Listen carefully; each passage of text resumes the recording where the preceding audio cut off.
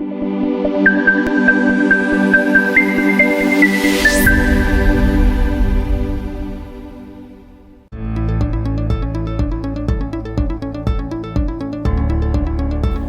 you know that you can increase your production 10 times compared to the usual gardening? Presenting the game-changing solar-powered towered garden, your sustainable solution for effortless and high-yield gardening. This innovative garden is designed to thrive in any condition, ensuring continuous and reliable production. Tower gardening is a hydroponic system where plants are grown vertically, maximizing the use of space above the soil. This design significantly increases production per unit area compared to traditional farming. This technology is composed of vertical planting towers,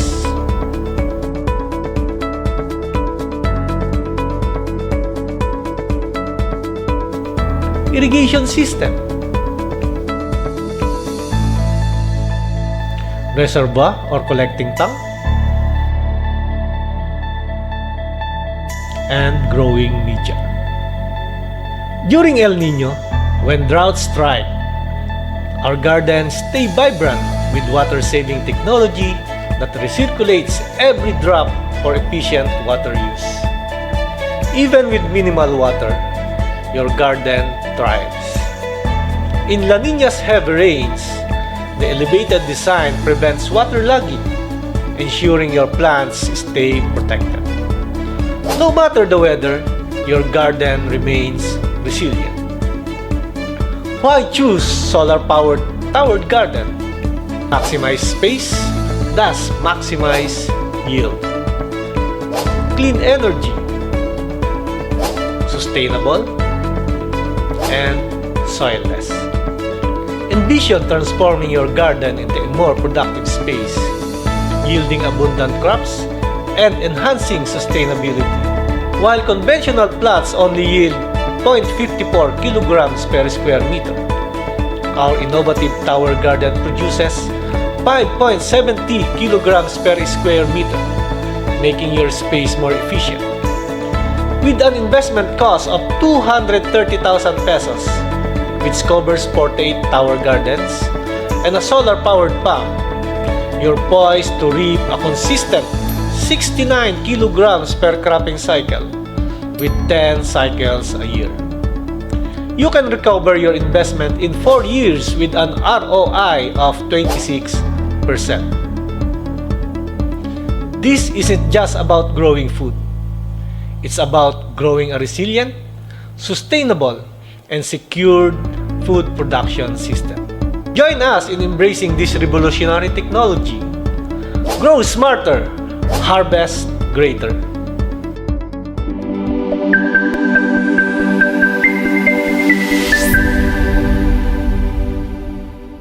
Yung Star for All Season, tsaka may 4 seasons, tinatawag po namin tong tower garden na Garden for All Season. No? Pwede siya sa El Nino at pwede rin po siya sa La Nina. Gaya nga po nung sinabi kanina nung ating kasamahan sa Pag-asa, hanggang March pa magkakaroon ng La Nina. So magkakaroon po tayo sa paghahalaman po kasi ay nakakasama po yung masyadong maraming tubig. No? So ito pong technology na to ay in-incorporate na po natin sa ating mga gulayan sa barangay and gulayan sa paaralan na program ng ating gobyerno. During po nung pandemic, kung natatandaan niyo po yung pandemic, bawal pong lumabas ang mga tao. Ito po ay nai-promote din po natin dahil pwede pong magtanim mismo doon sa bakuran o doon sa community yung ating mga farmer o yung ating mga magulang. And ito pong tower garden, no? Powered po siya ng solar pump. Pero yung pong pump niya ay AC/DC kasi kung wala pong araw, paano natin siya patutubigan? Siyempre pag umuulan po hindi tayo magpapatubig, no? And kung nasa close area naman po siya, kasi kung minsan ginagamit natin ito sa mga indoor, no? Pwede po siya sa indoor. So pwede po siyang electricity, AC/DC po kasi ito, no? Or pwede ka pong mag-charge ng iyong battery to operate yung pong ating pump. And ito po ay elevated, no? Elevated po siya. Ibig sabihin, hindi po siya nakatanim sa lupa. No, meron po kaming media yung ating coco coir nakalagay po doon. And kasi po ang explanation po ng ating mga soil experts, sabi po nila yung pong mga sakit ng halaman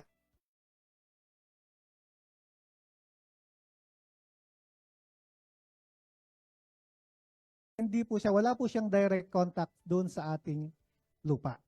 Yan. So, next slide please. Yan. So, ito po yung layout. So, meron po siyang 48 towers na nakita nyo kanina. So, siguro hindi na po ako hindi ko na i-elaborate itong layout. Next slide please. Yan. So, ito po yung aming demo area. Sana po ay makapasyal po kayo sa CLSU. Meron po kasi kaming tinatawag na kamalig doon. No, meron po kaming 2 hectares na demonstration area. Lahat po ng technologies ng CLSU. At isa po itong tower garden na naka-demonstrate po doon sa aming kamalig at doon po sa aming center. So, bakit po mahalaga itong ginagawa natin ito? Sabi ko nga kanina, pwede po siya sa El Nino kasi nakakatipid po siya sa tubig. No? So, yung tubig po ay paikot-ikot lang. No? Babagsak siya doon sa halaman, papababa, then yung pong sobrang tubig, babalik po uli doon sa kanyang collecting tank. So, paikot-ikot lang po siya. And nakakatipid din po siyempre sa nutrient kasi ito po ay hydroponic. No? Kasi hydroponic po siya, so yung nutrient hindi po nasasayang, paikot-ikot lang siya. So, next slide please. Yan, so doon po sa ginawa naming mga pag-aaral. So, makikita niyo po dito sa picture, ito po ay yung nasa kanan ito po ay garden na mabato. Ito po ay tinatamnan ng ating mga magulang at mga estudyante doon sa paaralan pero hindi po siya nagiging productive kasi masyado siyang mabato. So pwede po ito, linagyan po natin ng tower garden. So regardless na po kung mabato man siya o hindi, pwede na po siyang itayo or pwede ka na mag-produce ng halaman. Next. And ito po, sabi ko nga po, pwede po siya sa indoor. So meron po kaming mga tinalian ng greenhouse. Instead na horizontal po yung production, so vertically. So napanood niyo po kanina doon sa video, it can increase 10 times yung inyong production kapag po siya ay vertical. So ito po ay, ang taas po niyan ay 1.5 lang. So kung gusto mo, kung matangkad ka, pwede mo rin pong itaas, kaya lang gagamit ka po ng hagdan. No? So ito po yung katamtaman lang na taas na 1.5. Okay? Next. Next slide please. Next slide ma'am. Yan. So ito po ay doon sa mga barangay na pinaglagyan po namin. Ito po yung mga areas talaga na hindi na nagagamit for na hindi na natatamnan doon sa barangay. So kinumbert po namin siya para maging productive po yung area. So pwede pong gamitan yung ating tower garden. So next. And ito po ay doon sa Tarlac, doon sa gulayan sa paaralan nung area namin sa Tarlac. So yung dati pong masukal na lugar na hindi nila ginagalaw, ikinumbert po namin and naging center of attraction pa po yung, good morning sir, yung center of attraction pa po yung ating tower garden. So ito po ay inilalaban po nila sa mga regional competition and nananalo naman po sila. Using po itong naging centerpiece po nila yung ating tower garden. Yeah. Next slide please. Yan. So ito po yung in relation to La Nina, meron po tayo dito waterlag areas. Ano po ba yung waterlogging area? Ito po yung laging may tubig na lugar. Ito po ay kapag tag-ulan, hindi siya natatamnan. No? So makikita niyo po yung ating tower garden. Next slide, ma'am. Yan.